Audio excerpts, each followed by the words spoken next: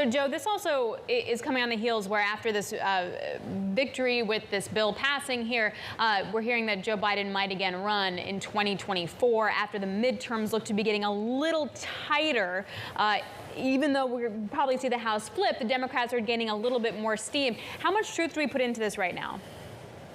It's difficult to answer that. You know, to fast forward 2 years in politics is pretty difficult, especially when you're talking about a man who's walking up on, you know, his 80s here.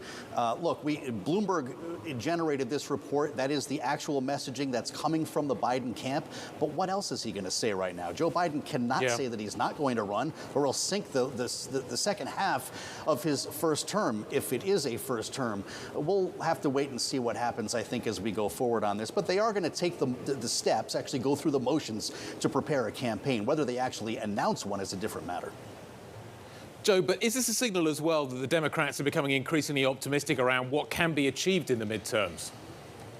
Look, they are more optimistic than they were a couple of months ago. I mean, look at the list of accomplishments that they've managed over the last month or so here in Washington between Chuck Schumer, Nancy Pelosi, and Joe Biden. It's not only this reconciliation bill that's been 18 months in the waiting, as I mentioned. It was the PACT Act, the burn pits legislation. It was the gun legislation that people said would never be possible, the infrastructure bill. They want to get these stories out there.